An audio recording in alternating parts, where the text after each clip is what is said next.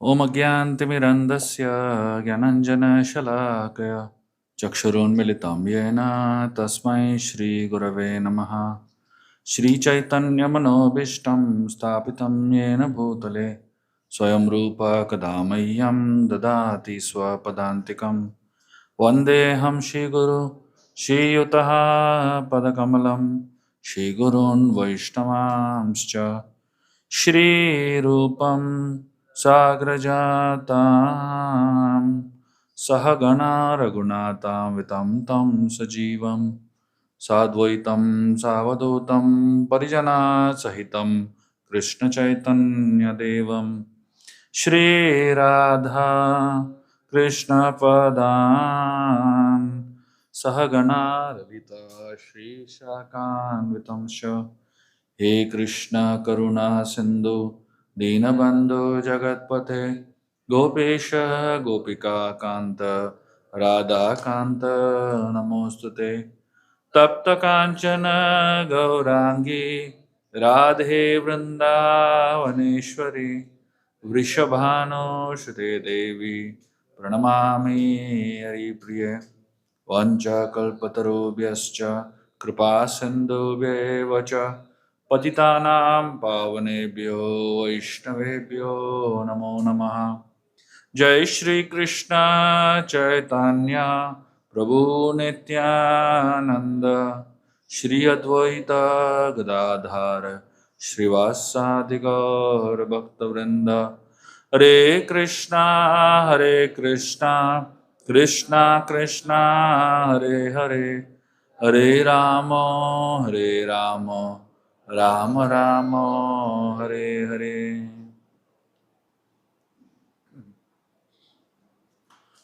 हरे कृष्णा। मुझे बेहद खुशी हो रही है आप लोगों के समक्ष आज महाशिवरात्रि के प्रातःकाल कुछ शिवजी के गुणगान करने का अवसर मिल रहा है। मैंने आप लोगों के बारे में बहुत कुछ सुना है। आप लोग इतना उत्साह से और इतने उल्लास से त्यौहार मनाते हैं और इतने सारे भक्तिमयी चीज़ें करते हैं यहाँ पे मंदिर में। बहुत अच्छा लगा आप लोगों के समक्ष आने का मौका मिल रहा है। खासकर गौरांग प्रिया प्रभु जो यहाँ पे नहीं हैं लेकिन मेरे बहुत ही खास दोस्त है, उन्होंने निमंत्रण दिया तो मैं उनको नाम बोल नहीं पाया, वो इतने प्रेम से बुलाते हैं।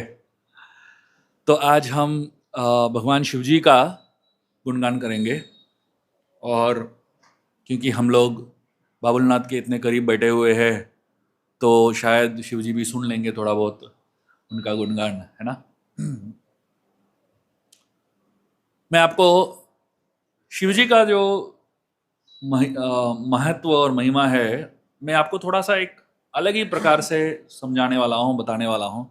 शायद इस प्रकार से आप लोगों ने कभी सुना ही नहीं होगा और इस तरीके से शिव जी के बारे में सोचा ही नहीं होगा। तो शिव जी की 3 कहानियां हैं उनके जीवन की और इन तीनों कहानियों में शिव जी जो है 3 लोगों का सर काटते हैं। बम्बई लैंग्वेज में बोला जाता है तो मुंडी उड़ाते हैं। तो एक है ब्रह्मा जी। ब्रह्मा जी के पहले 5 सर थे, तो शिव जी ने एक सर काट दिया तो 4 सर बन गए ब्रह्मा जी के। तो उसके बाद जो है शिव जी दक्ष प्रजापति के सर काट देते हैं और तीसरा उनके खुद के पुत्र गणेश जी के सर काट देते हैं, है ना। तो इन तीनों कहानियों को हम इनके बारे में थोड़ा सा मनन करेंगे, सोचेंगे तो ऐसा लगता है कि क्या शिव जी सबका सर उड़ा रहे हैं, क्या चल रहा है इधर। लेकिन ये सर काटने का एक अलग ही प्रकार का महत्व है। सर क्या है? सर हमारा बुद्धि का क्षेत्र है ना। हम विचार करते हैं, सोचते हैं, समझते हैं, चीजों को महसूस करते हैं सर से। तो मतलब लॉजिकल इंटेलिजेंस जो है, बुद्धि जो है, वो सर से संबंध रखता है। लेकिन बुद्धि के बहुत सारे समस्याएं हैं, प्रॉब्लम्स है। जब हम भक्ति में आते हैं कभी कभी लगता है कि बुद्धि नहीं है तो बहुत अच्छा है, क्योंकि बुद्धि है तो इतने सारे डाउट्स भी आते हैं, है ना।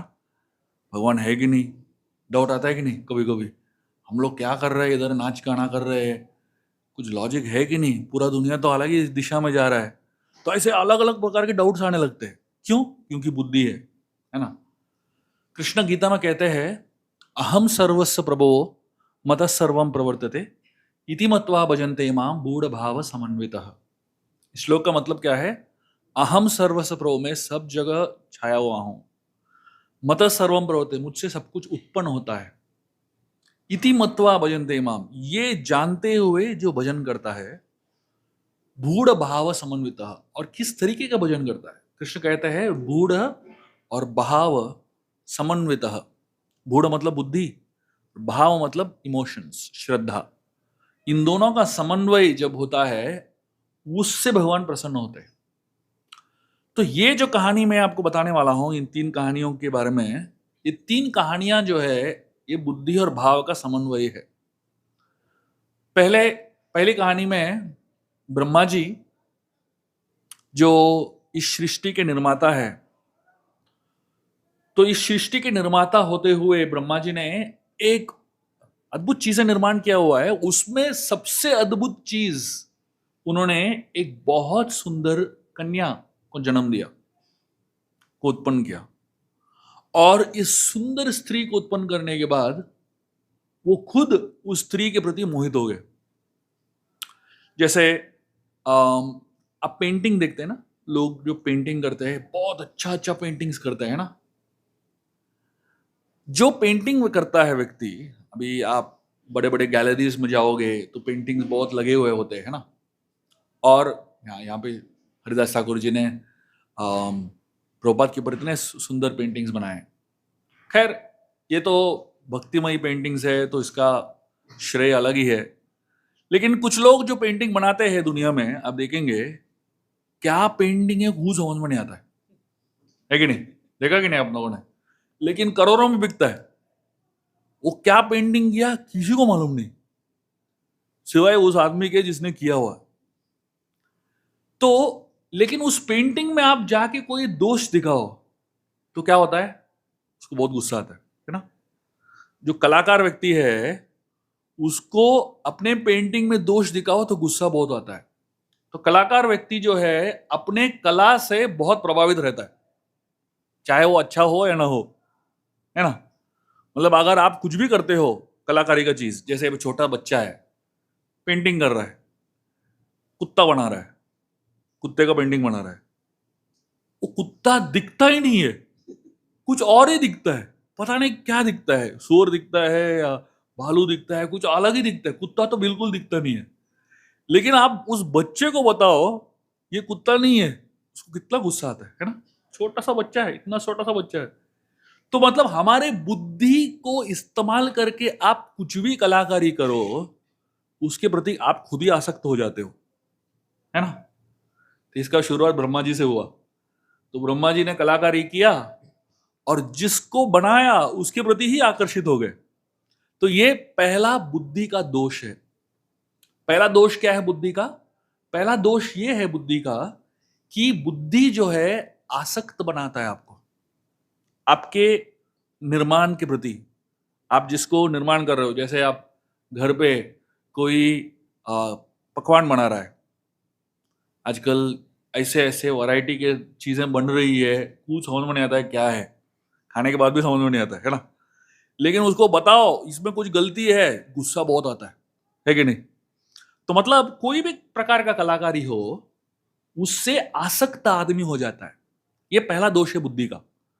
तो जब शिवजी ने देखा कि ब्रह्मा खुद के ही पुत्र के पीछे भाग रहे हैं, तो उन्होंने कहा ये तो बहुत ज्यादा बुद्धिमान व्यक्ति है। और ब्रह्मा कितने बुद्धिमान है मालूम आपको? हम सबका शरीर जो है पंच तत्वों से बना हुआ है ना, और उसके साथ साथ मन बुद्धि अहंकार भी है हमारे शरीर में, है ना। तो 8 चीजें हमारे शरीर को बनाते हुए। लेकिन ब्रह्मा जी का शरीर किससे बना हुआ? एक ही तत्व से बना हुआ है, और वो तत्व है बुद्धि। अब सोचो, अंदर बाहर सिर्फ एक ही तत्व बुद्धि, और उसके ऊपर 5 सर, तो कितने बुद्धिमान होंगे व्यक्ति? ब्रह्मा जी, है ना।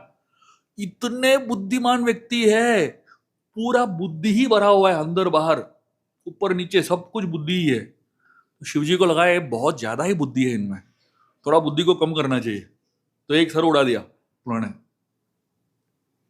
उसके बाद दक्ष की कहानी आती है। दक्ष प्रजापति, जो दक्ष शब्द है उसका मतलब है एक्सपर्ट। जो जो भी वो करते हैं उसमें वो बहुत निपुण है, इसलिए उनका नाम था दक्ष। और दक्ष जो थे वो बहुत ही शक्तिशाली व्यक्ति थे, प्रजापति थे, बहुत रईस थे, बहुत ही सौंदर्यपूर्ण पूर्ण थे, और सब कुछ था उनके पास। उनकी पुत्री जो थी सती, उनका नाम था, वो शिवजी से विवाह करना चाहती थी। शिवजी के बहुत ही महान भक्त थी और शिवजी से ही विवाह करना चाहती थी। तो दक्ष ने तो ना बोल दिया था, क्योंकि मेल नहीं है, इनके पास इतना धन है, इतना ऐश्वर्य है, और इसके पास तो, शिवजी के पास तो कुछ भी नहीं है। शमशान में रहते हैं, कैलाश में रहते हैं, पर्वतों में रहते हैं, और कपड़े भी ढंग के नहीं है ना। तो शिवजी तो सती ने तो डिसाइड कर लिया कि शिवजी के साथ ही शादी करना है। तो शादी हो गई और शिवजी के साथ रहने लगे। तो विवाह के बाद जो है दक्ष ने अपने घर पे एक बहुत बड़ा यज्ञ का आयोजन किया। ये विश्व के स्तर पे यज्ञ था, विश्व के प्रमुख लोग आ गए थे उस यज्ञ में, और उस यज्ञ में भाग लेने के लिए शिवजी को नहीं बुलाया। तो सती बोलने लगी शिवजी को, हमारे घर में यज्ञ हो रहा है, हमें जाना चाहिए। शिवजी ने कहा, देखो निमंत्रण आया क्या कुछ? सती ने कहा, हमारे घर के लिए निमंत्रण की क्या जरूरत है? तो शिवजी ने कहने लगे, एटलीस्ट कोई व्हाट्सएप मैसेज तो आना चाहिए, ई इनवाइट, उतना तो आना चाहिए। वो भी आया क्या? वो भी नहीं आया। सती कहने लगी, नहीं नहीं नहीं, हमारा घर का मामला है, जाना ही चाहिए। तो बहुत ही फोर्स करने, तो एक हद के बाद शिवजी ज्यादा कुछ बोलते नहीं है, थोड़ा एक दो बार प्रयास किया, उसके बाद छोड़ दिया, बोला जो होगा देख लेते हैं।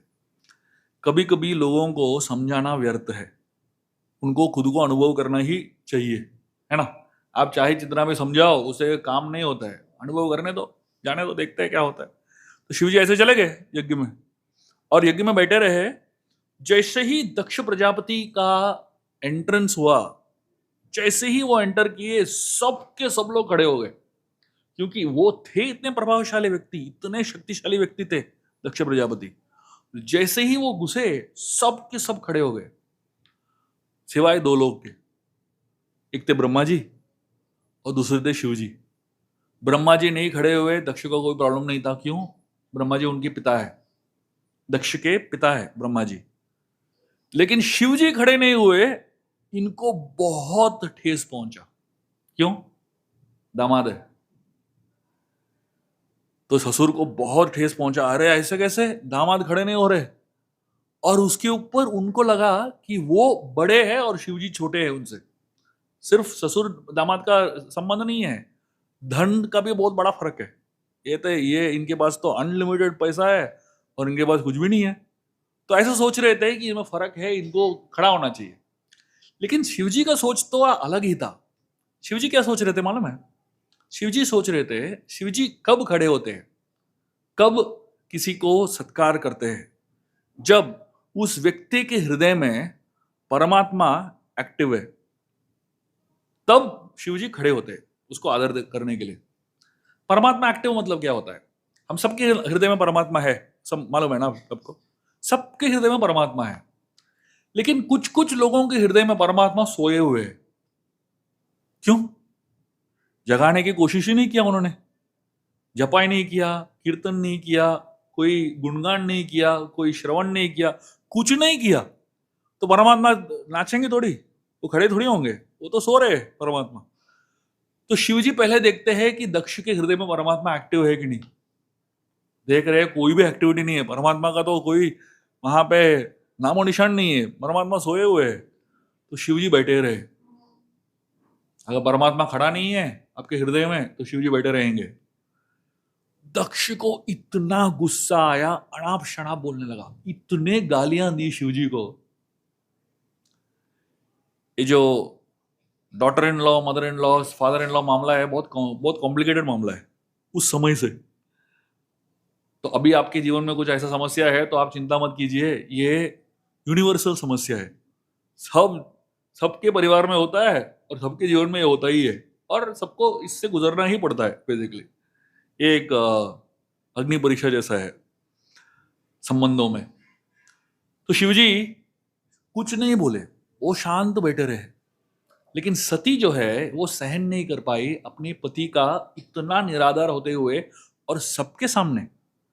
तो सती अपने आप को कोसने लगी। उनको लगा मेरे वजह से मेरे पति को इतना सुनना पड़ रहा है, क्योंकि मैंने ही बुलाया उनको, मैंने ही ये सोचा कि यहाँ पे आएंगे तो अच्छा रहेगा, संबंध अच्छे बढ़ेंगे। तो सती ने अपने आप को जला लिया। उसके बाद शिवजी को इतना गुस्सा आया कि उन्होंने जाके एक वीरभद्र नामक एक बहुत बड़े राक्षस को बनाया और दक्ष का गला काट दिया।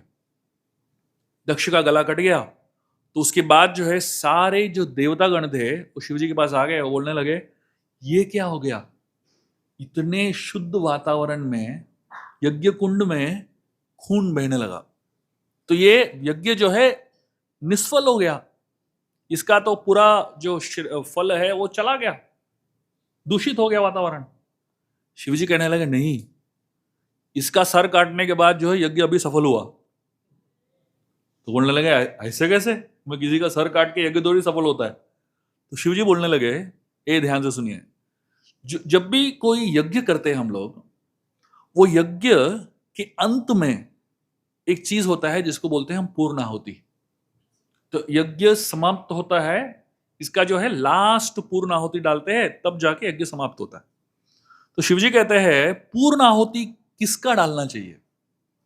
शिवजी कहते हैं पूर्णाहुति ये विचार का डालना चाहिए, ये विचार को उस आग में डालना चाहिए। क्या विचार? कि मैंने यज्ञ किया। ये जब सोच, ये विचार आप आग में डालोगे तब जाके यज्ञ संपन्न होता है, तब वो पूर्णाहुति होता है। मतलब अपने खुद के अहंकार को डालना है। बहुत लोग अच्छा कार्य करते हैं लेकिन उसके बाद 10,000 लोगों को बोलते हैं मालूम है कि मैंने क्या किया, दान दिया, मालूम है कि मैंने क्या किया, बड़ा बड़ा बोर्ड लगा लेते हैं। तो मतलब यज्ञ संपन्न नहीं हुआ है। जैसे ही आपका अहंकार बाहर निकलने लगता है तो यज्ञ खत्म नहीं होता है, संपन्न पूर्ण आहुति खत्म होता नहीं है। जब तक ये विचार को आप आग में नहीं डालोगे कि मैंने किया, जो मम, अहम और मम, ये दोनों को जब तक आग में नहीं डालोगे तब तक पूर्ण आहुति होता नहीं है। तो यहां पे शिवजी कहते हैं इसका सर कट गया, इतना बड़ा अहंकारी आदमी था, इसका सर कटने के बाद पूर्ण आहुति हो गया। अभी ईगो आग में डाल दिया हमने। तो देवताओं ने कहा ठीक है, वो सब ठीक है, हमें ये आदमी चाहिए। ये दक्ष जो है बहुत बड़े इंपॉर्टेंट पोर्टफोलियो निभाते हैं, ये व्यक्ति हमें चाहिए। शिव ने कहा ठीक है, इसको मैं जगाता हूं वापस, लेकिन इसका खुद का सर वापस नहीं लगाऊंगा। जाके एक बकरे का सर लेके आ गए और उसके शरीर पे लगा दिया और ये दक्ष प्रजापति जाग गए। आप सोचो, जब जागने के बाद अपने आप को आईने में देखा, क्या देखा? प्लास्टिक सर्जरी हो गया था, उनके इतना सुंदर चेहरे के जगह पे एक बकरा का चेहरा था। आप सोचो, बकरी जो है ना, कोई बहुत सुंदर चीज नहीं है, है ना? मतलब सौंदर्य के रूप में आप देखोगे तो इतना बड़ा सौंदर्य नहीं है, मतलब थोड़ा अजीब ही लगता है ना। दक्ष ने अपने आप को देखा, वो हैरान हो गए। दक्ष ब्रह्मा के पुत्र थे, है ना? ब्रह्मा इतने बुद्धिमान, तो उनके पुत्र ऑब्वियसली इतने बुद्धिमान होंगे, है ना? तो दक्ष भी पूरे बुद्धि से भरे हुए थे, इतना बुद्धि था उनमें। और बुद्धि का दूसरा प्रॉब्लम है, दूसरा समस्या क्या है बुद्धि का? अहंकार। बुद्धि से उत्पन्न होता है अहंकार, ईगो, सोचना कि मैं बहुत बड़ा हूं। आपका जितना बड़ा कार है उतना बड़ा अहंकार है, इसलिए इसको बोलते हैं अहंकार। मैं ही कार हूं, ऐसा लगता है लोगों को, है ना? तो बड़े बड़े गाड़ियों में जाते हैं तो उनका अहंकार भी इतना बड़ा हो जाता है। तो ये अहंकार जितना बड़ा है उतना आप प्रगति कम कर पाओगे आपकी भक्ति में। तो इसलिए शिवजी को लगा ये व्यक्ति के पास बहुत ज्यादा बुद्धि है, लेकिन बुद्धि के साथ साथ इतना ही अहंकार है, थोड़ा मैं इसका अहंकार कम कर देता हूं, उसके लिए मेरे को तो इसका बुद्धि थोड़ा कम करना पड़ेगा। इसलिए मुंडी उड़ा दिया। अभी लगाया वापस बकरी का सर, तो आप सोचे देखोगे, जो बकरी का दिमाग है ना, इतना छोटा सा है ना। आदमी का दिमाग तो थोड़ा सा बड़ा है, लेकिन बकरी का दिमाग इतना छोटा सा है। तो थोड़ा सा बुद्धि कम कर दिया शिवजी ने दक्ष का। अभी तीसरी कहानी है गणेश जी की। एक बार पार्वती देवी शिवजी तपस्या करने के लिए चले गए थे। जब शिवजी जाते हैं तपस्या करने के लिए, कोई गिनती नहीं कब वापस आएंगे, बस मग्न रहते हैं। और बहुत कभी कभी कभी साल निकल जाते हैं, कभी कभी दिन निकल जाते हैं, पता ही नहीं चलता है कब वापस आएंगे। तो पार्वती देवी, उनको लगा कि वो अकेली है, तो उन्होंने अपने शरीर के चंदन से एक उत्पन्न किया पुत्र को, बहुत ही सुंदर पुत्र को जन्म दिया, जिनका नाम था गणेश जी। तो पार्वती देवी अपने पुत्र को कहती है, आप यहाँ दरवाजे पे खड़े हो जाओ, मैं नहाने के लिए जा रही हूँ, किसी को अंदर मत आने देना। पार्वती देवी चली गई अंदर। तो गणेश जी वहां पे खड़े थे। थोड़े समय के बाद शिव जी आ गए। तो गणेश जी पूछने लगे, आप कौन हो? तो शिव जी कहने लगे, आप कौन हो पहले बताओ। वो बोले, मैं पार्वती का पुत्र हूं। शिव जी चौंक गए। जब गए पुत्र नहीं थे, वापस आने के बाद एक बड़ा पुत्र खड़ा हो गया इधर। तो यूजुअली स्त्री पुरुष जो है साथ में आते तब पुत्र का उत्पन्न होता है। तो यहाँ पे शिव जी का कोई कॉन्ट्रीब्यूशन नहीं है, पुत्र जन्म ले लिया। तो शिव जी कहने लगे, मेरा घर है। गणेश जी कहने लगे, आपका नाम नहीं है लिस्ट में, माता ने मेरे को लिस्ट दिया, ये सब लोगों को अंदर छोड़ो, इन आपका नाम नहीं है तो छोड़ूंगा नहीं। शिव जी बोलने लगे, मेरा ही घर है, मेरा नाम क्यों होगा लिस्ट में, मेहमान थोड़ी हूं, है कि नहीं। तो गणेश जी कहने लगा, मुझे मालूम नहीं है, जब तक मेरी माता अनुमति नहीं देती मैं आपको छोड़ूंगा नहीं। तो शिव जी को लगा ये व्यक्ति बहुत ही ज्यादा बुद्धिमान है। लेकिन बुद्धि का तीसरा समस्या है। क्या है तीसरा समस्या बुद्धि का? बुद्धि जो है उसके साथ साथ उसके अंदर डिस्क्रिमिनेशन पावर होना चाहिए। डिस्क्रिमिनेशन मतलब क्या? सही गलत के बीच में चुनाव ये जो है ये आना चाहिए, तब जो है बुद्धि सही इस्तेमाल हो रहा है। लेकिन आप बुद्धि से सही गलत का चुनाव नहीं कर पा रहे हो तो वो बुद्धि व्यर्थ है। तो शिव जी के सोचने लगे, तो बहुत बुद्धिमान व्यक्ति है लेकिन सही सही गलत के बीच में चुनाव नहीं कर पा रहा है, तो इसका बुद्धि बहुत ज्यादा व्यर्थ हो रहा है। तो इसलिए शिव जी ने उसका सर काट दिया। जैसे वृंदावन में एक बार कृष्ण एक गोपी के घर पे चोरी कर रहे थे, माखन चोरी कर रहे थे। तो गोपी ने दरवाजा खोल दिया और ये रंगे हाथों पकड़े गए। और गोपी ने कृष्ण को पूछा, कृष्ण तुम मेरे घर पे चोरी क्यों कर रहे हो? तो कृष्ण एक क्षण के लिए चौंक गए, इधर उधर देखने लगे और बोले गोपी को, अच्छा ये तुम्हारा घर है, मुझे लगा मेरा घर है। तो गोपी पूरा bewilder हो गया। आप सोचो किसी किसी के घर पे जाके बोलोगे मुझे लगा मेरा घर है, तो कैसा लगेगा। तो आचार्य कहते हैं ये कृष्ण जो बोल रहे थे वो सही थे, क्योंकि पूरा ब्रह्मांड उनका ही है ना। हमको लगता है कि वो हमारे घर चोरी करने के लिए आए हैं, लेकिन वो चोर कौन है? हम ही तो है। उनका जो है हम बोल रहे हैं हमारा है ना। तो यहाँ पे शिव जी खुद के ही घर पे आए और गणेश जी उनको अंदर आने को नहीं दे रहे थे। तो शिव जी ने सर काट दिया और सर काटते ही पार्वती देवी वहां पे पहुंच गई। तो पार्वती देवी ने तो पार्वती देवी जो है कौन है? वही सती दक्ष की पुत्री है, वो पार्वती बन के आती है ना। ब्रह्मा जी बुद्धिमान, उनके पुत्र दक्ष बहुत ही ज्यादा बुद्धिमान, और उनकी पुत्री जो है पार्वती वो भी बहुत बुद्धिमान, और पार्वती के पुत्र गणेश वो भी बुद्धिमान। तो ये सब लोग जो है बुद्धि से भरे हुए हैं, पूरा वंश एक के बाद एक सब बुद्धिमान लोग हैं। और शिव जी जो है विश्वास की मूर्ति है। तो ये कहानियां क्यों बता रहा हूं? ये बताने के लिए कि शिव जी जो है विश्वास की मूर्ति है। सबके जीवन में बुद्धि बहुत ज्यादा है लेकिन विश्वास का मात्रा कम है। तो शिव जी क्या कर रहे हैं? सबके जीवन में विश्वास का मात्रा थोड़ा बढ़ा रहे। पार्वती देवी आके देखी उनका पुत्र मरा पड़ा है, तो उनका सर कटा हुआ है। तो पार्वती को बहुत दुख हो गया। एक बार हमारे एक मित्र थे जो एक लेक्चर देने के लिए गए थे एक कॉलेज में। मतलब लोग भी अपना बुद्धि का क्या इस्तेमाल करते हैं सोचो। तो ये आर्ट ऑफ माइंड कंट्रोल करके लेक्चर दिए एक कॉलेज में, बहुत फर्स्ट क्लास लेक्चर हो गया। लेक्चर के बाद एक लड़का खड़ा हो गया वहां पे और पूछने लगा कि मुझे एक सवाल है। उन्होंने पूछा भाई क्या है, सवाल पूछो। तो उसने कहा शिव जी ने जब गणेश जी का सर काटा, वो सर को किधर रखा, कटे हुए सर को? अभी इसका जवाब क्या मिलेगा बताओ? हमारे हमारे वक्त भी एक बहुत ही बुद्धिमान व्यक्ति, उन्होंने क्या कहा मालूम है? उस कटे हुए सर को फ्रिज में रखा। मतलब कुछ कुछ सवालों का जवाब ही नहीं होता है ना? और ऐसा पेचीदा आपको क्या मतलब है उस कटे हुए सर का क्या किया? फर्क पड़ता है आपके जीवन में? कुछ फर्क नहीं पड़ता, बस टेढ़ा दिमाग चलता है ना कुछ लोगों का। तो कुछ लोग उल्टा ही सोचते हैं। तो बुद्धि का सही इस्तेमाल भी करना चाहिए, है ना? बुद्धि है इसका मतलब नहीं कुछ भी सोचो, तो कुछ भी पूछो। तो पार्वती देवी को यहां पे बहुत गुस्सा आ गया कटे हुए सर को देखते। तो शिव जी को कोसने लगी, बोले, आपने मेरे पुत्र को मारा क्यों? शिव जी ने कहा देखो, साधारणतः पुरुष स्त्री साथ में आते हैं तो पुत्र साथ में जन्म देते हैं। यहाँ पे आपने मुझे मेरे अनुमति के बिना और मेरे उपलक्ष्य के बिना ही पुत्र को जन्म दे दिया, ऐसा कैसे? पार्वती देवी कहने लगी कुछ भी हो, मुझे मेरा पुत्र वापस चाहिए, आप इनको वापस जगाओ। तो शिव जी गए और एक हाथी का सर लेके आए और गणेश जी के शरीर पर लगा दिया और गणेश जी वापस उत्पन्न हो गए।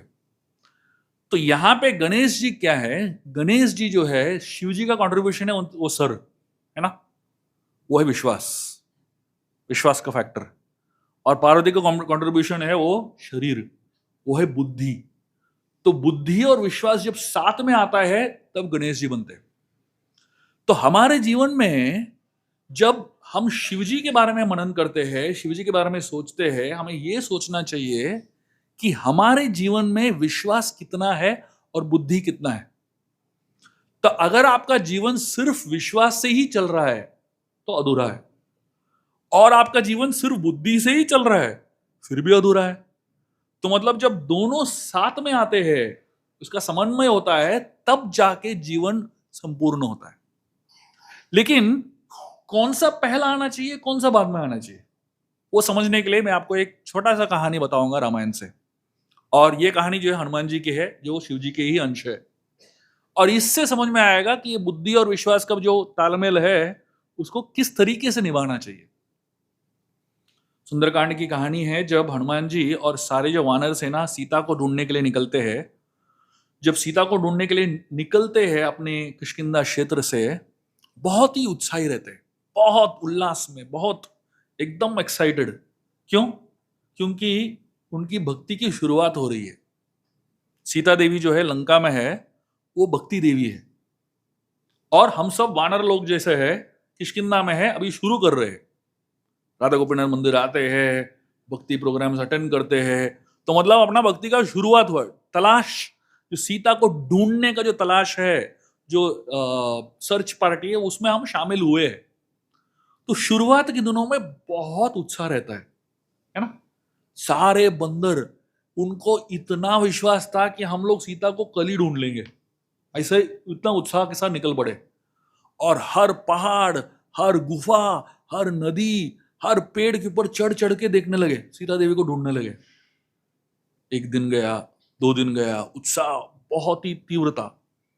लेकिन 1 महीने के बाद सब थक गए, उनका उत्साह नीचे आने लगा। और उसके बाद जो है वो एक बहुत बड़े जंगल में घुसते हैं, जिस जंगल का नाम वाल्मीकि रामायण में बताया जाता है, it's called the forest of doubts. Forest of doubts का मतलब क्या है? शंखाओं का जंगल। हम सोचो, फॉरेस्ट, हम सबके जीवन में डाउट आता है ना? थोड़ा शुरुआत में बहुत उत्साह रहता है और धीरे धीरे उत्साह कम होने लगता है और उसके बाद बहुत डाउट आने लगते हैं। जब निकले किष्किंधा से, उस वानरों का जो सेना है उसके नेतृत्व कर रहे थे अंगद जी। अंगद जो वाली के पुत्र थे, वो बुद्धि के प्रतीक है, वो सामने थे एकदम, और उसकी उनके पीछे पूरा वानर सेना, और सब लगे हुए हैं सीता को ढूंढने। और अंगद जो है अपना बुद्धि का इस्तेमाल करता है, वो बोलता है इधर जाओ उधर जाओ, सब अपना दिमाग से डायरेक्ट निर्देशन दे रहा है।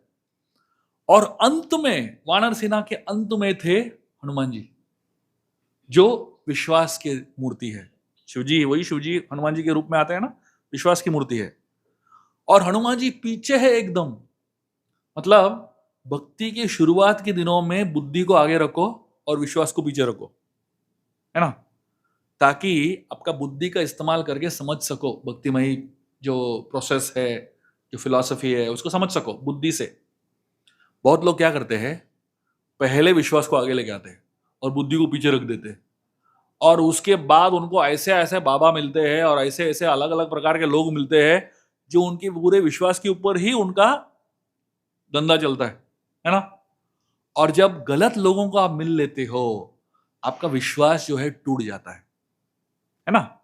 तो इसलिए बताया जाता है कि भक्ति की शुरुआत में बुद्धि को आगे रखो और विश्वास को पीछे रखो। तो हनुमान जी पीछे थे, पवन पुत्र थे, तो वो धक्का देके सबको आगे लेके जा रहे थे। विश्वास जब पीछे होता है तो आपको बहुत तीव्रता से धक्का देके आपको भक्ति में आगे लेके जाता है। तो एक समय ऐसा आया कि सबको बहुत ही ज्यादा शंकाएं आने लगी। पानी नहीं था पीने के लिए, खाने के लिए कुछ भी सामान नहीं था, और इतना धूप था, सब परेशान। उतने में उनको एक गुफा दिख गया, बहुत ही गहरा और काला गुफा था वो। और जैसे ही गुफे के सामने आए, अंगद डर गए। क्यों? अंगद जो थे वाली पुत्र थे। वाली के जीवन में सारा प्रॉब्लम गुफा से ही शुरू हुआ। एक गुफे के अंदर गए वो मायावी राक्षस को मारने के लिए, और अपने भाई सुग्रीव को बाहर रख के गए, और उस गुफे से ही सारा समस्या उसके जीवन में शुरू हुआ। तो अंगद ने जब गुफा देखा, बोला मैं नहीं जाऊंगा, गुफे से मेरे को बहुत डर लगता है और गुफे के अंदर मुझे जाना ही नहीं है। गुफा क्या है? गुफा मतलब अनसर्टेनिटी। हमारे जीवन में बहुत सारे ऐसे दिन आते हैं जब हमको मालूम नहीं है कि आगे क्या होने वाला है ना। धंधा करते वक्त इतना अनसर्टेनिटी है, आगे क्या होगा कुछ मालूम नहीं। जीवन में कभी भी कुछ भी हो सकता है ना। जब हमारे जीवन में ऐसा समय आता है जब हमें मालूम नहीं है कि बुद्धि का इस्तेमाल करके कैसे आगे जाना है, उस समय विश्वास को आगे लेके आओ। अंगद जब बोले कि मैं अंदर नहीं जाऊंगा, तब हनुमान जी आए, बोले मैं जाता हूं अंदर। और हनुमान जी सीधा घुस गए गुफे में। क्यों? कैसे? हनुमान जी के पास टॉर्च लाइट था या मोबाइल का लाइट था? कुछ नहीं था, सिर्फ विश्वास था कि राम हमें मार्ग देंगे, मार्गदर्शन देंगे। हनुमान जी सीधा निकल गए अंदर, गुफे के अंदर। काला गुफा था, पूरा अंधेरा था, घनघोर अंधेरा था, लेकिन हनुमान जी विश्वास के साथ अंदर चले गए।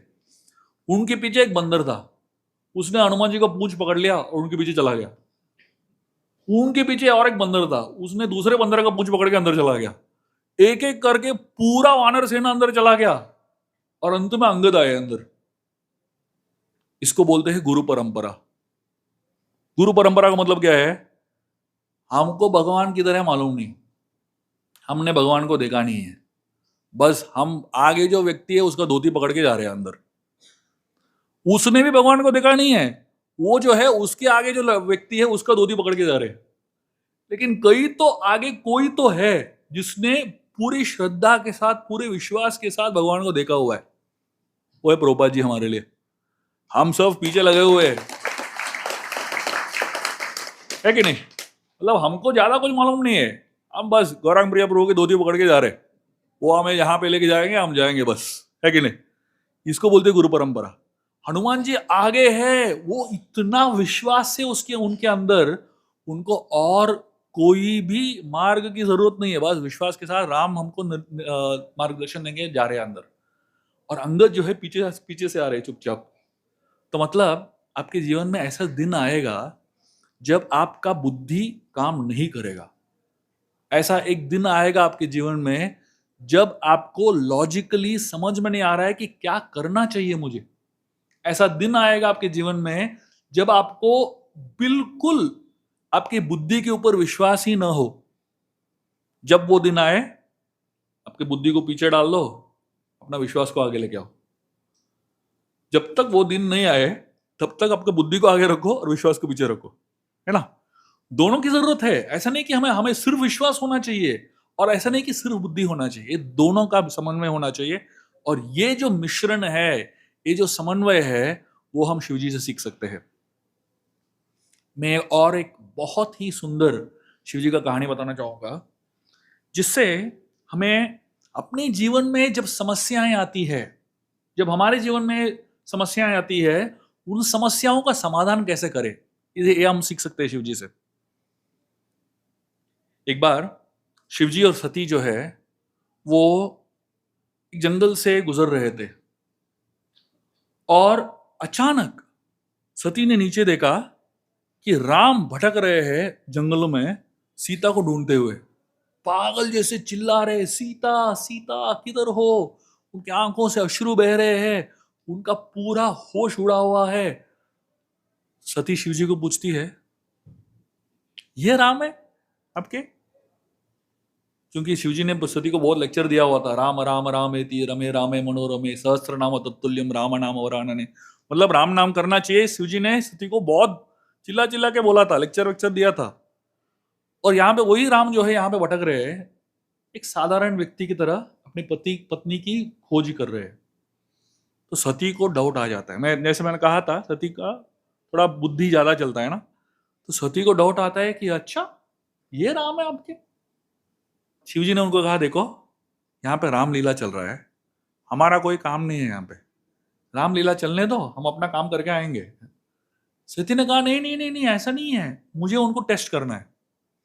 शिवजी कहने लगे, देखो ऐसे मामलों में ना दखल अंदाजी नहीं करना चाहिए। जब किसी का लीला चल रहा है उसके अंदर घुसना नहीं चाहिए।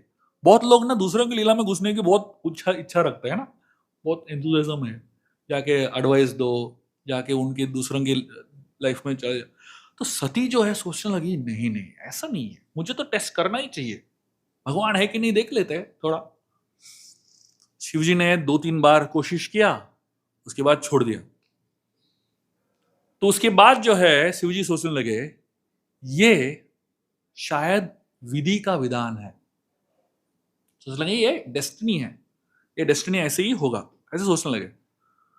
और उसके बाद शिवजी सोचने लगे, शायद ये राम की इच्छा है, भगवान की इच्छा है। ऐसे सोच के शिवजी निकल गए वहां से। सती गई नीचे, और सती ने सीता का रूप धारण कर लिया।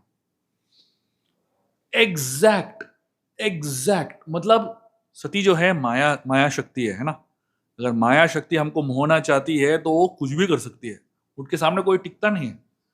तो सती जो है सीता का रूप धारण कर लिया, जैसे सीता का वेश, जैसा सीता का रूप, एग्जैक्ट डुप्लीकेट। और आप जिस रास्ते से जा रहे थे, गुजर रहे थे, वहां पे बीच में आके खड़ी हो गई, और सती जो है वहां पे खड़ी हो गई सीता के रूप में। और राम यहाँ होश आवाज खो के भाग रहे हैं, रो रहे हैं, और बीच में सीता को देखते हैं।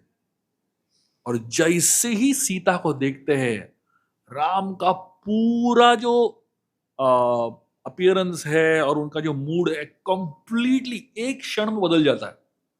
और एक क्षण से पहले वो रो रहे थे, बिलक रहे थे, और एक क्षण के बाद जो है खड़े हो जाते हैं और हाथ जोड़ देते हैं और बोलते हैं, माता सती आप यहां पे क्या कर रहे हो?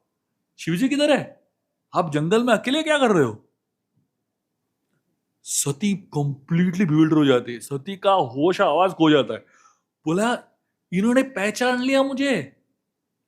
माया को पहचानना आसान नहीं है ना। सबके जेब में आईफोन घूम रहा है, माया ही है, लेकिन हमको समझ में नहीं आता है कि माया है। हम सबके जीवन में माया अलग अलग रूप में आती है, लेकिन हमको समझ में नहीं आता है कि माया आई हुई है हमारे जीवन में। हमको लगता है हमारे भलाई के लिए आई है, लेकिन माया को देख पाना और समझ पाना वो बहुत ही बड़ा चीज है। तो राम खड़े हो जाते हैं और हाथ जोड़ के बोलते हैं, सती आप यहाँ पे क्या कर रहे हो? शिवजी किधर है? सती के मुंह से कुछ भी शब्द निकलते नहीं है, वो समझ जाती है कि ये ही भगवान है। और उसके बाद सती चली जाती है वापस, और रामलीला तो चलता रहता है। लेकिन इस कहानी से हम एक बहुत महत्वपूर्ण चीज सीख सकते हैं। क्या है वो चीज? हम सबके जीवन में कभी ना कभी कोई ना कोई समस्या आती ही है ना। हम सबके जीवन में कोई ना कोई समस्या आती है, लेकिन समस्या का समाधान कैसा करना चाहिए, ये हम लोग इस कहानी से सीख सकते हैं। शिव जी हमको बताते हैं कि समस्या का समाधान करने का 3 लेवल्स है। पहला स्टेप है एफर्ट, मतलब इसको बोलते हैं हमें मेहनत करनी चाहिए समस्या का समाधान ढूंढने में। जो भी समस्या आती है उसको पहले इसका समाधान ढूंढने की कोशिश करो, खुद प्रयास से कोशिश करो। अगर आपके प्रयास से आप इसको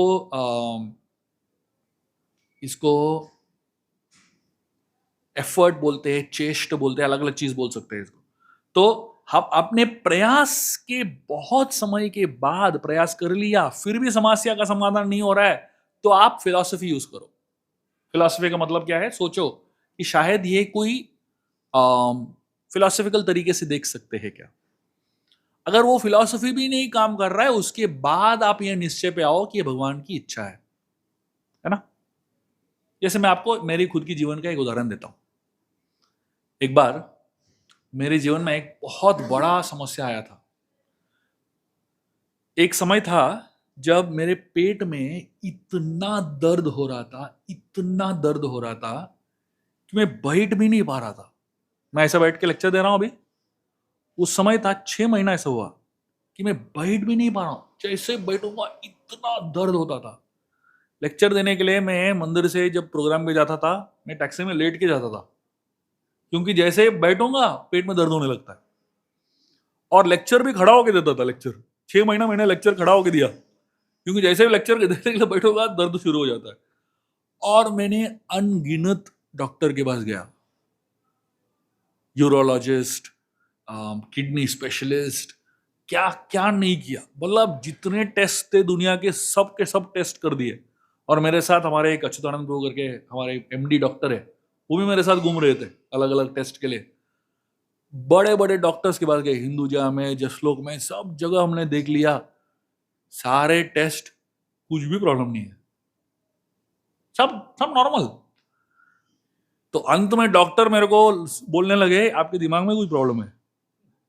मैं बोल रहा हूँ भाई मेरे को दर्द हो रहा है, ऐसा कि नहीं मेरे दिमाग में सोच रहा हूँ कि दर्द है, दर्द हो रहा है मुझे। बोले नहीं नहीं कुछ दर्द नहीं हो रहा, आप ये दवाई ले लो आप ठीक हो जाएंगे, आपका दिमाग का प्रॉब्लम है। तो मेरे पिताजी जो है बहुत परेशान हो गए उस समय। उनको पता चल गया कि मैं ये सब इतना दर्द से गुजर रहा हूँ। तो मेरे पिताजी जो है एक एस्ट्रोलॉजर के पास गए और उस एस्ट्रोलॉजर को पूछने लगे कि क्या है समस्या। उस व्यक्ति ने उनको कहा जुलाई ये तारीख के बाद ठीक हो जाएंगे। तो इतने में हमारा टेस्ट चल रहा है, जनवरी से एक के बाद एक टेस्ट चल रहा है। जैसे ही जुलाई शुरू हुआ मैं एकदम नॉर्मल हो गया, सारा प्रॉब्लम सॉल्व।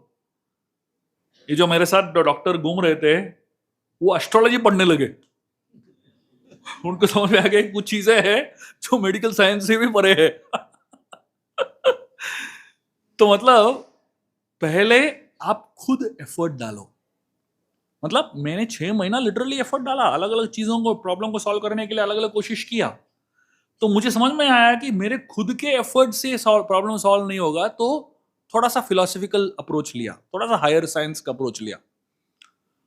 और कभी कभी ये हायर साइंस की अप्रोच से भी समस्या सुलझता नहीं है।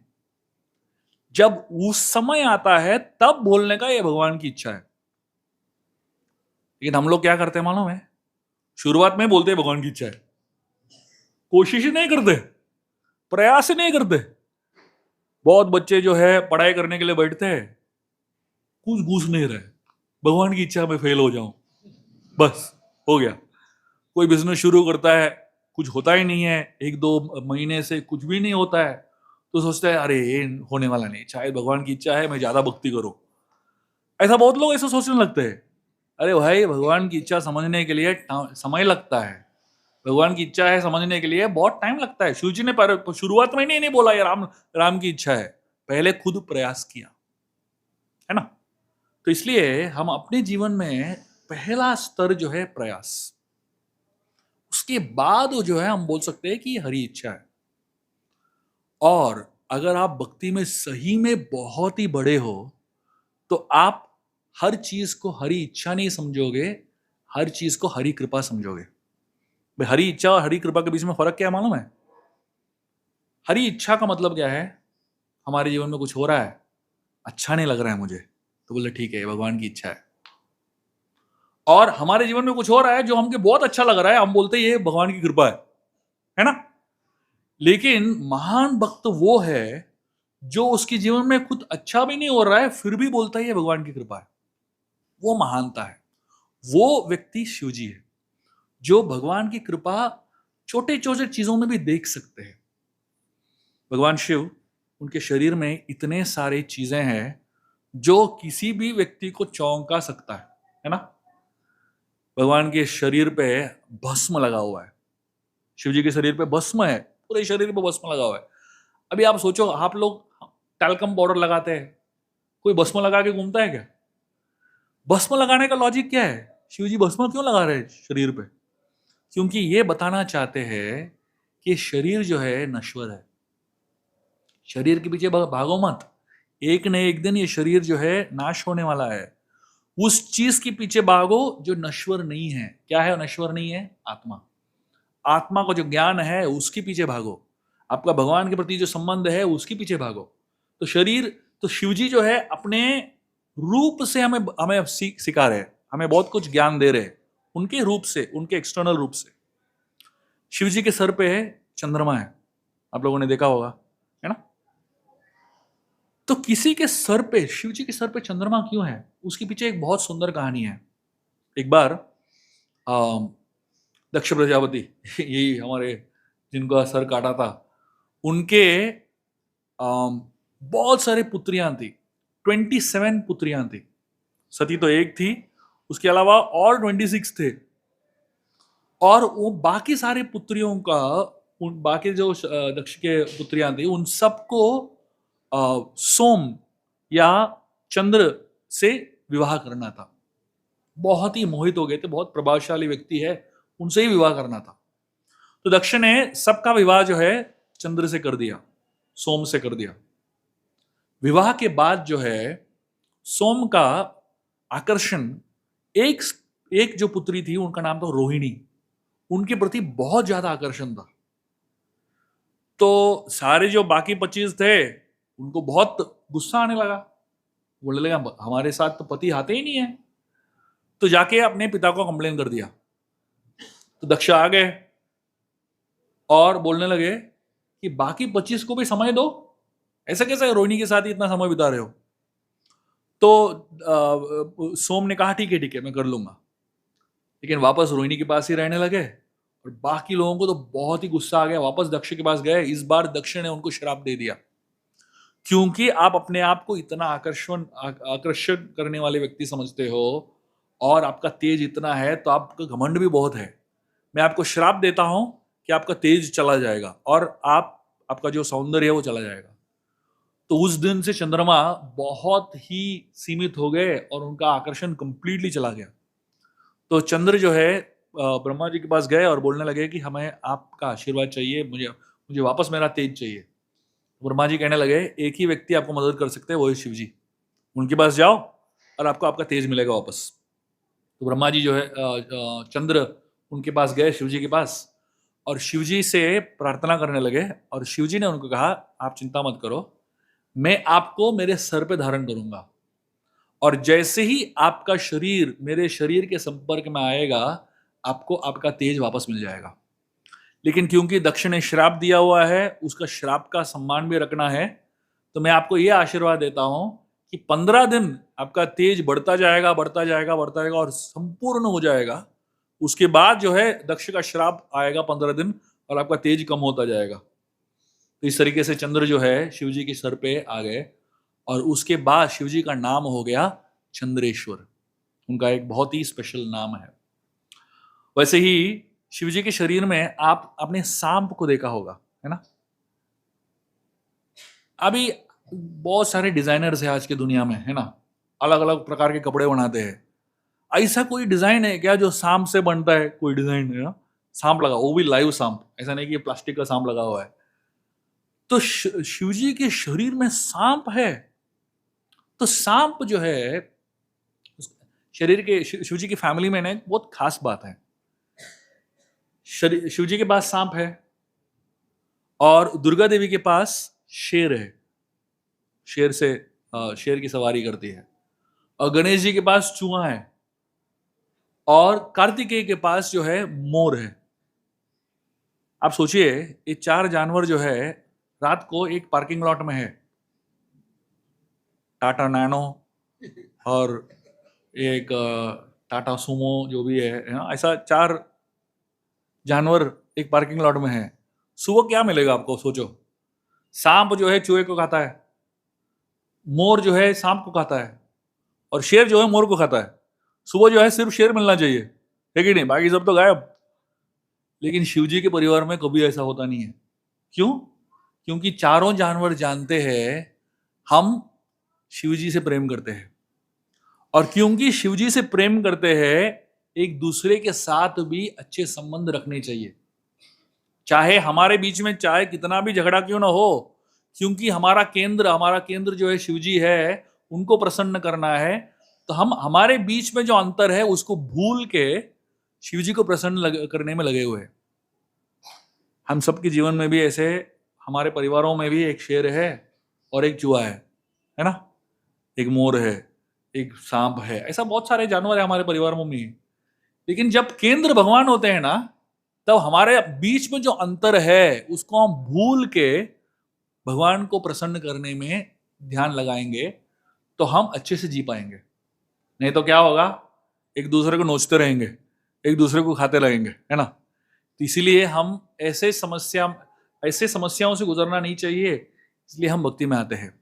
भक्ति में आने के बाद जो है, कीर्तन में भाग लेने के बाद, कथा में भाग लेने के बाद हमारे मन में एक शांति का भाव आता है, और उस शांति के भाव से आप अपना जीवन जियोगे तो वो जीवन जो है सुखमय रहेगा। इसलिए घर को भवन बोलते हैं। भवन का मतलब क्या है? भवन मतलब भगवान जिस घर में रहते हैं उसको भवन बोलते हैं। अगर ब हट गया तो क्या बन जाता है घर? वन। वन मतलब जंगल, और जंगल मतलब जानवर रहते हैं, एक दूसरे को नोचते रहते हैं, है ना।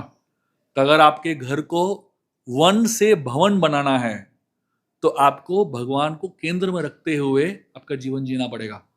तो जैसे ही आप भगवान को केंद्र में रखते हो, तो आपका पूरा जीवन बदल जाता है और सुखमय बन जाता है। आइए, आज इस महाशिवरात्रि के उपलक्ष्य पर भगवान शिव से हम प्रार्थना करेंगे कि उनके इतने सुंदर गुण, चाहे वो विश्वास का हो, चाहे वो उनके अंदर जो दूसरों के प्रति कंपैशन, करुणा हो, या उनके अंदर जो है निस्वार्थ भाव हो, या उनके अंदर जो है माया या मोह से अफेक्ट न होना, वो भाव हो। सारे जितने सारे शिव जी के गुण हैं, हर गुण में एक बहुत ही सुंदर कहानी है, और हर गुण के पीछे एक बहुत ही बड़ा तत्व है। इन गुणों के ऊपर मनन करते हुए और शिव जी से प्रार्थना करते हुए हम ये सोचेंगे, इन गुणों में से कुछ भी गुण हमारे अंदर आ जाए, हमारे जीवन में आ जाए, तो हमारा जीवन कितना सफल हो जाएगा, और हमारा जो भगवान के प्रति भक्ति है और श्रद्धा है और विश्वास जो हो कितना बढ़ जाएगा। बहुत बहुत धन्यवाद। हरे कृष्णा।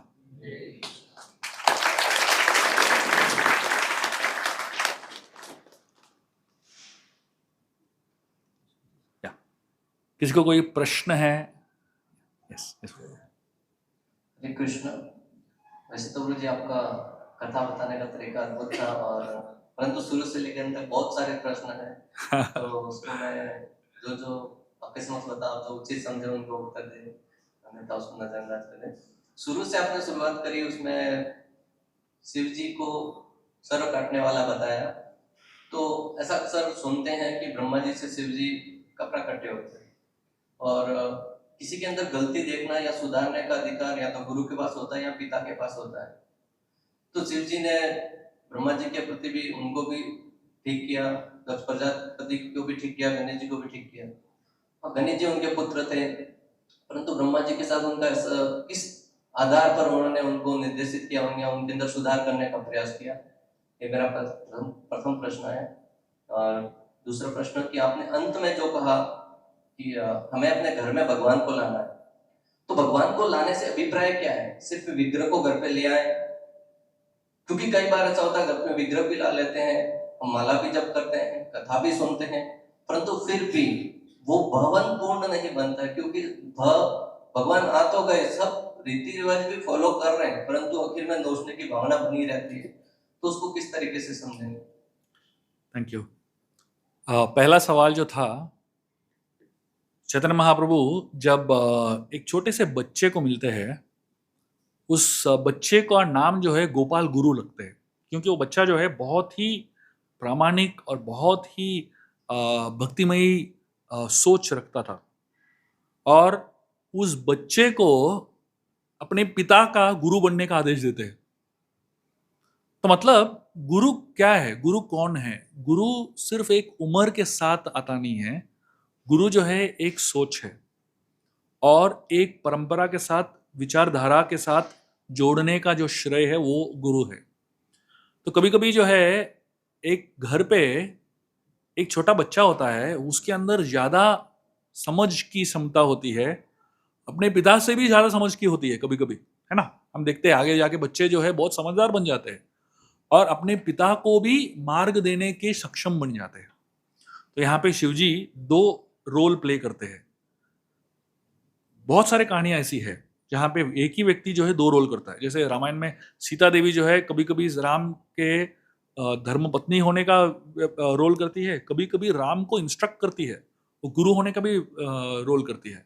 तो वैसे ही शिवजी जो है यहाँ पे पुत्र है ब्रह्मा जी के, और वही समय पे शिवजी ब्रह्मा के गुरु भी बन सकते हैं। और ब्रह्मा में इतना नम्रता है कि गुरु वही शिव जी को दोनों रोल में स्वीकार कर सकते हैं। तो ये हमारे वैदिक संस्कृति की महानता है कि जब व्यक्ति के अंदर गुण देखे, जब व्यक्ति के अंदर ज्ञान देखे, जब व्यक्ति के अंदर क्षमता देखे, तो उस व्यक्ति को आगे भेजने की जो मतलब रोल को चेंज करने की जो क्षमता है वो हम देते हैं, प्रदान करते हैं। और दूसरा जो कहानी, दूसरी चीज आपने पूछी, हम सबके परिवार के अंदर रिचुअलिस्टिकली हम सब करते हैं, है ना। लेकिन मैं वापस वही सवाल आपको पूछना चाहूंगा कि क्या हमारे अंदर परमात्मा एक्टिव है? बहुत बार हम लोग क्या करते हैं, भक्ति जो है एक्सटर्नल स्तर पे कर लेते हैं, जपा कर लेते हैं, मंदिर आ जाते हैं, सेवा कर लेते हैं, सब कुछ कर लेते हैं।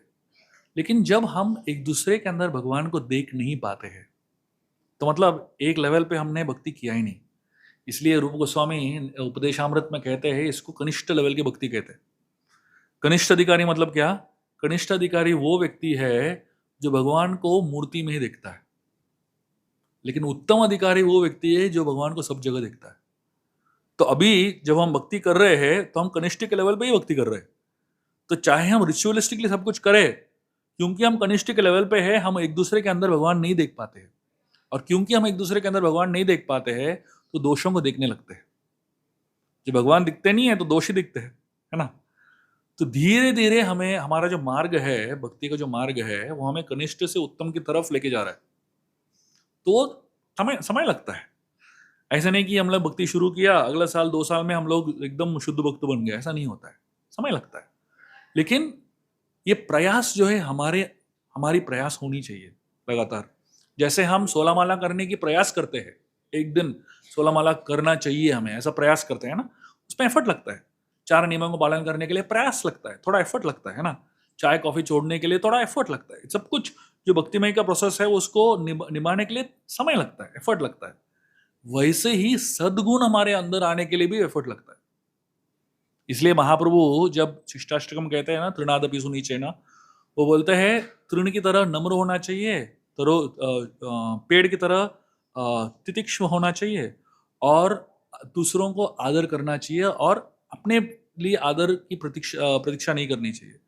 तब जाके आप कीर्तनीय सदाहरि कर सकते हो। मतलब अगर जब तक हम, ये 3 चीज कैसे आएंगे आपके अंदर? प्रयास करने से ही आएंगे, है ना। तो मतलब नम्र बनने की हमें प्रयास करनी चाहिए, टॉलरेंट बनने की हमें प्रयास करनी चाहिए, आदर दूसरों को देने की प्रयास करनी चाहिए। और धीरे धीरे प्रयास करते रहें। कभी कभी हम फेल हो जाएंगे, धीरे धीरे एक दिन ऐसा आएगा कि हमारा प्रयास कामयाब होगा। और जो भक्त ऑलरेडी प्रयास करके निपुण बन चुके हैं, उनसे हम सीख सकते हैं, है ना। Yes bro. प्रभु जी, एक पॉइंट था जिसमें आपने बताया कि जैसे हनुमान जी के पीछे सब अंदर विश्वास रख के जाते हैं गुफा में।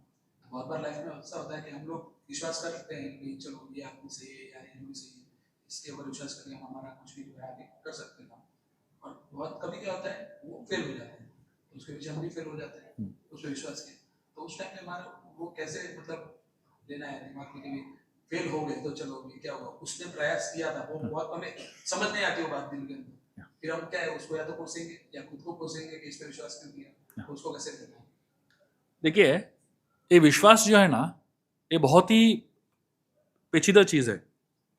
इसलिए शुरुआत के दिनों में बुद्धि का इस्तेमाल पहले करना चाहिए। तो विश्वास जो है बाद में आगे आता है, जब समस्या में हो तब जाके विश्वास सामने आता है। तो मतलब क्या है, बुद्धि का इस्तेमाल करके व्यक्ति को परखो थोड़ा, और परखने के बाद भी अगर कुछ हो गया सपोज, तो आगे जाके ये मत सोचो कि मैंने गलत किया।